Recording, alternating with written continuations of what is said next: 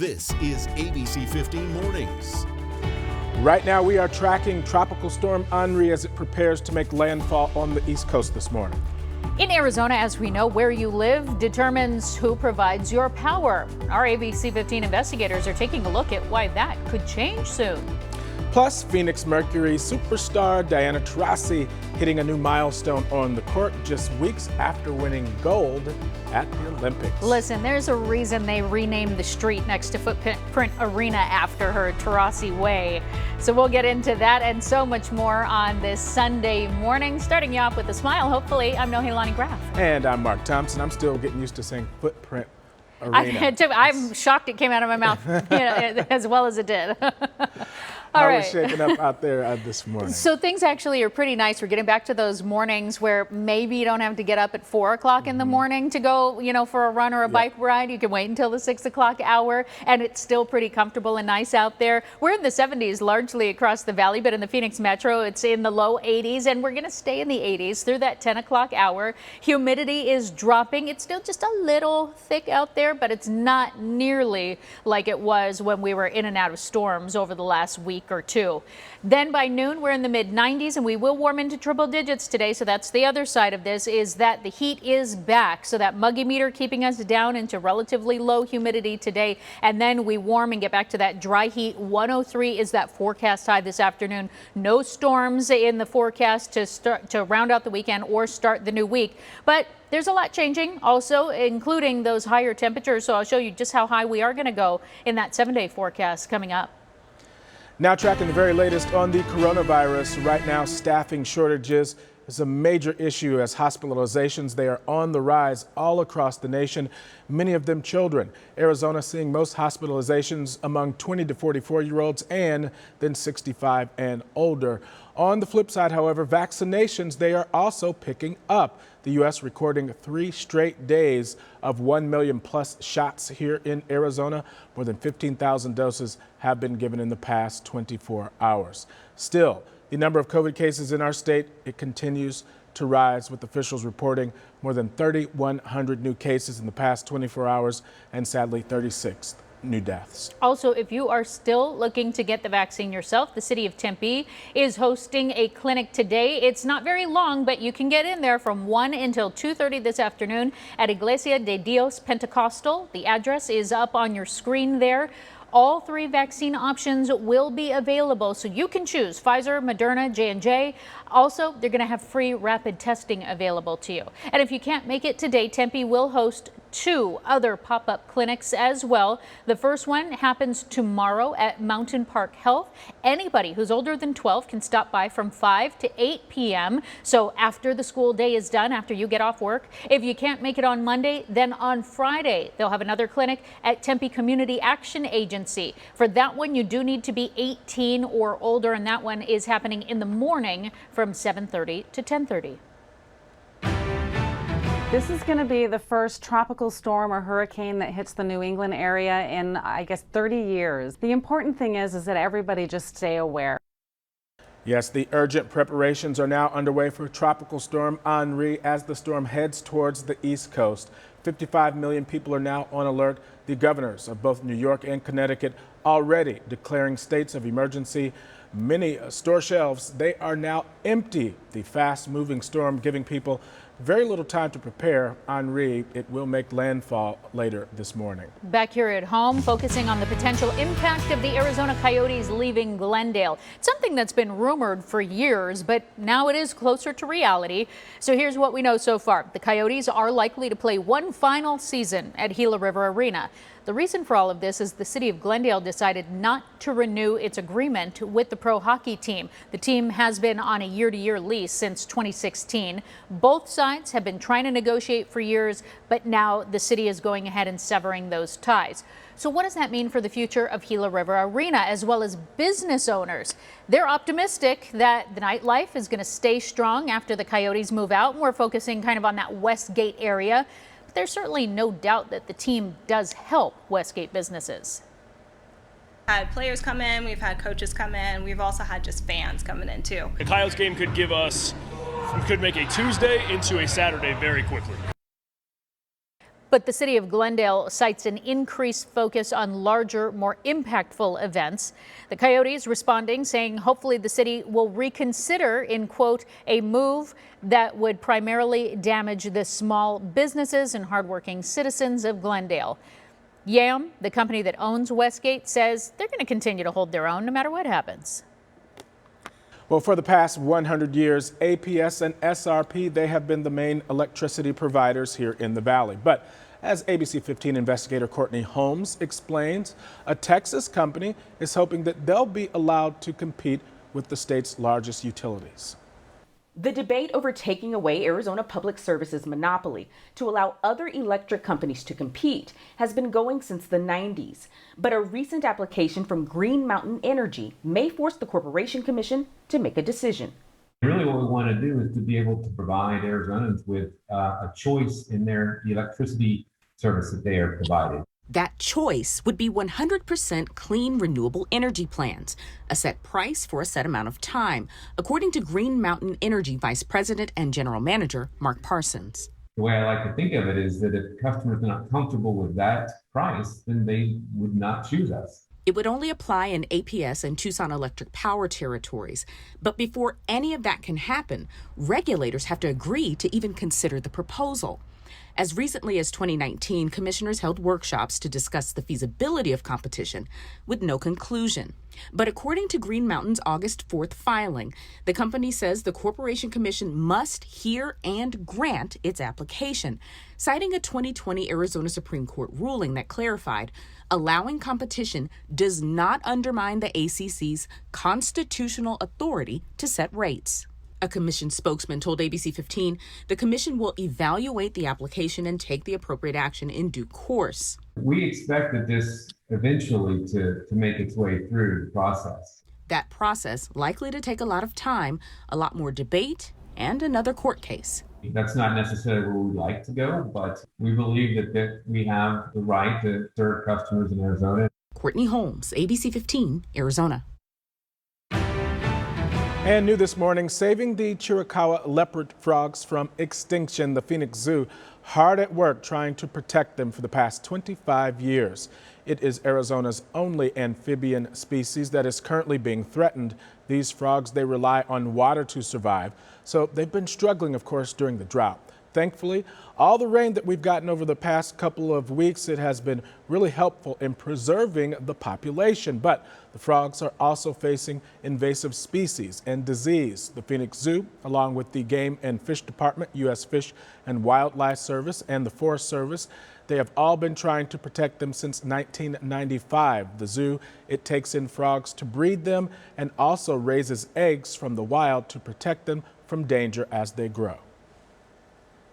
Rear those individuals up here at the zoo past the really vulnerable stages where they might get eaten in the wild or succumb to disease or other threats. And then those same individuals go back out at a later stage when they're less vulnerable in the wild.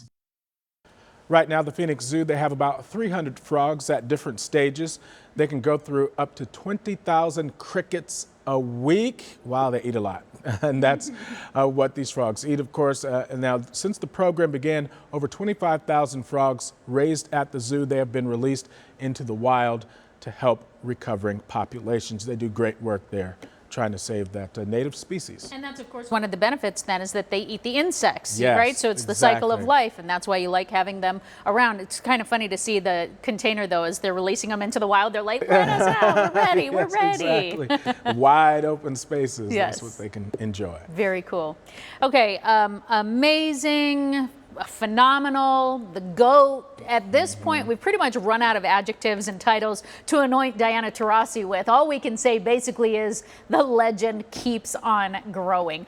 3 weeks ago, Taurasi became the first in WNBA history to surpass 9,000 career points. This weekend in Atlanta, she became the 5th player in league history to reach 2,000 career assists, and it comes in a 15-point win, the Mercury's 4th straight coming out of the Olympic break. Regardless of scoring or whatever she's doing on there, she'll control the game. And I think that what helps us, and she's healthy, quite honest, Jeff, and that's what it comes down to. You know, it's nice to have a healthy Diana, and I think that makes a big impact on our team and how we play. I'd say so. The Mercury are 13-10 this year and 4th in the Western Conference. And of course, she's coming off of that gold medal win at the Olympics. And it was interesting to listen to her talk because you never know. Sometimes you get some insight of how long they might see their career going, because the next Olympics is this time 3 years away. And she was like, oh no, Paris, I'll be there. You know, so that's kind of great that we know she's got more ahead of her, man. And we'll take her. I mean, all the women in general, they are just, I mean, they're killing it on the international stage too. It's true. No question if they're going to win gold. No, really. no, we're never worried about it. Yeah, but we're stoked to have Taurasi on our roster. She's a hooper though, for sure. Absolutely. All right, still ahead. They're being called boomerang kids, young adults who decide to move home because college classes are now virtual or they lose their job. New this morning, tips for knowing when it will be doing more harm than good. So you get a message from a friend about some government money that may be available. I'm investigator Joe Ducey. We contact the people involved to see if the money is really there.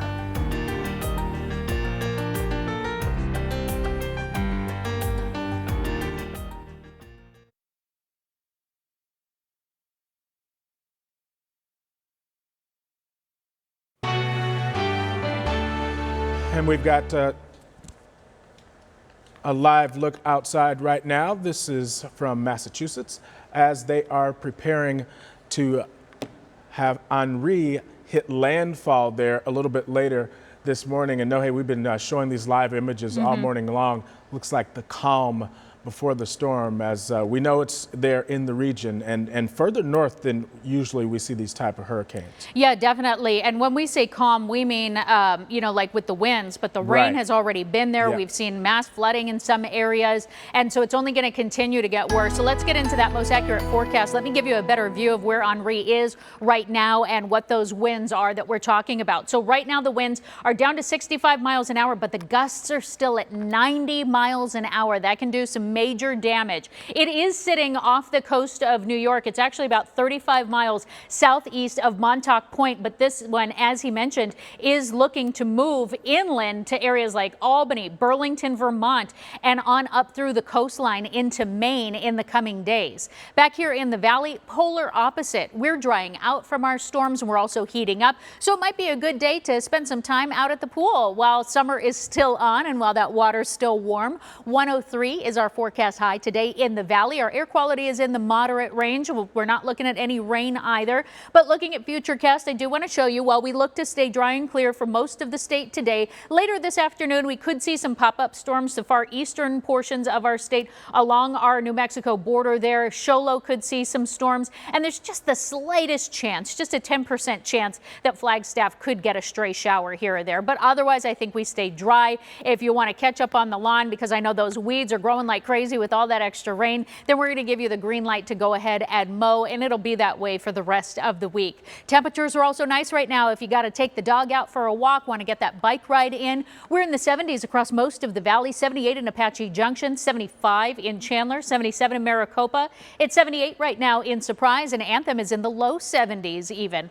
We'll work our way into the 80s and we'll stay that way through about the 10 o'clock hour. Then by 11, it's 94 degrees. At 1, we're at 99 degrees and about to check on over into triple digits, and the breezes will stay steady today, calm around 5 miles an hour at best. The highs today around the valley. 103 is that high temperature that we'll see in Chandler and Gilbert, as well as Goodyear and Levine. It'll be a degree below that in Surprise and Peoria, as well as Deer Valley neighborhoods, staying in the upper 90s in Cave Creek and Anthem. Across the state right now, nice and cool to start the day. Up in Flagstaff, 46 degrees. We're in the upper 50s in Winslow. Sedona in the upper 60s this morning, so really nice for an early morning hike if you live out there. We're in the 80s out west this morning, 81 in Lake Havasu City, but we'll warm to 105 today, so still hot conditions. Make sure you're hydrating. You know what to do to keep yourself and your neighbors and your pets safe. We'll see triple digits to our south as well, 106 in Gila Bend, 102 in Casa Grande, right at the Century Mark in Safford.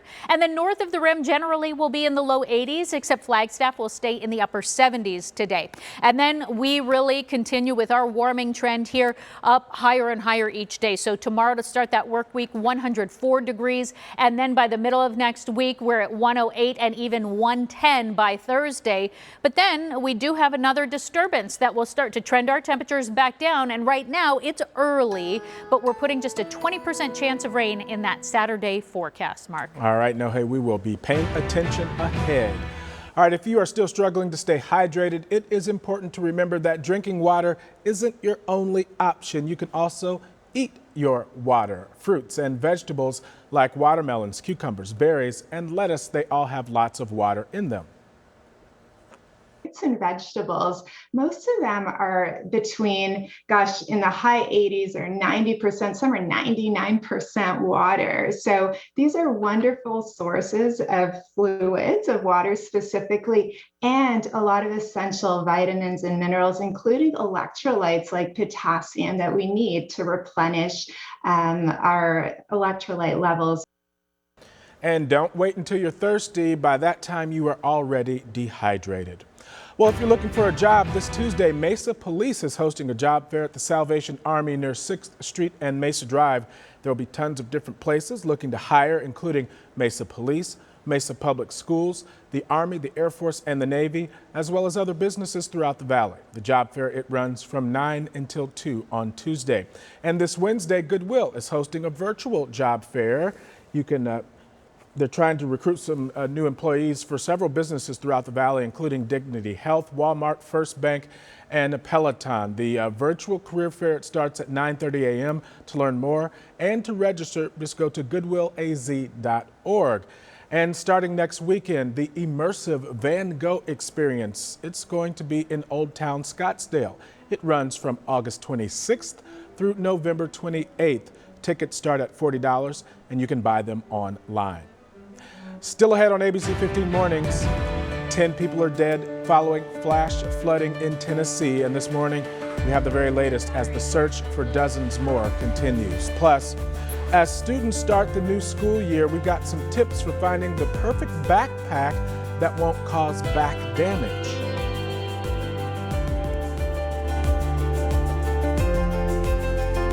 Thanks for watching ABC 15 Arizona, streaming 24/7 on Roku and these streaming devices.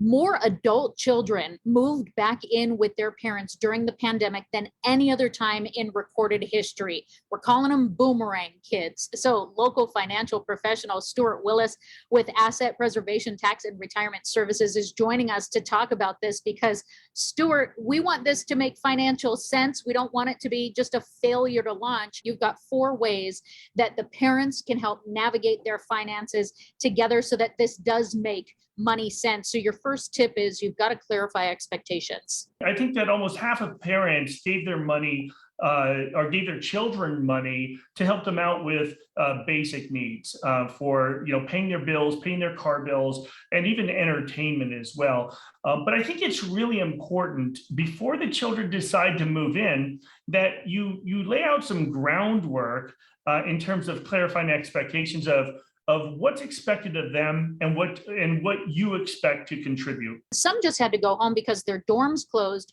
while others are just drowning in debt. And so they need the financial help. And so that kind of goes to the next one where you say, teach them some financial independence. It's really important to set those habits early to let people understand how much they're going to spend, how much they have coming in, and whether or not that actually balances out at the end of the day. Because what we don't want to do is create children that are in this perpetual debt for their entire life, because right now is the time to create those very, very important habits. Now, you and I are both parents, and so we know you put the kids before yourself, and that's something that really doesn't end even as they get older. But another one of your tips is that you've got to consider your own needs. I was just going to call my mom today to borrow a couple bucks, but I felt bad doing this show, so I'm not going to. But it's really important to make sure you know when to cut off that umbilical cord, so to speak, because when you create the habit of giving and giving and giving and giving, spending with no end in sight, that could be a habit that lasts a lifetime. And that could put you into your own financial perils when it comes to retirement. And I can relate. My mom has been my safety net probably too many times in life. It happens. Last one, because we are dealing with trying to get out of debt and avoid debt, sometimes you got to know when to seek professional help. I would always suggest dealing with a financial advisor that is a pure fiduciary, someone that you know that works for you, doesn't work for a third party, disinterested party. You want to make sure that whatever advice you get is for your best interest. And I think it's crucial to start early. And of course, when you seek professional help, you want to also create those habits to put money away for your own retirement and for your children's retirement. You know, we know a lot of parents were happy to have their adult kids come back in for a short time, you know, because they could be closer to them. But yeah, then it starts to put that extra strain on the wallet. So these tips are definitely helpful and relatable for a lot of families out there. And so we're thankful to you for that one, Stuart. Well, no problem. I just have to remember these when my 17-year-old leaves to college next year. And, you know, I'm going to have to lay out the groundwork for him, too. So let's see if I can practice what I preach. That's right. Walk the walk. Great advice, guys. Thank you. Well, now that most kids, they are back in school, how can you make sure that your child's backpack isn't going to damage their back? Well, we spoke with Dr. Yasmin Rahimi from BackFit Health and Spine, and she says that parents, they need to make sure that their kids' backpacks weigh less than 15% of their overall body weight. Heavy backpacks can cause serious long-term risks for kids.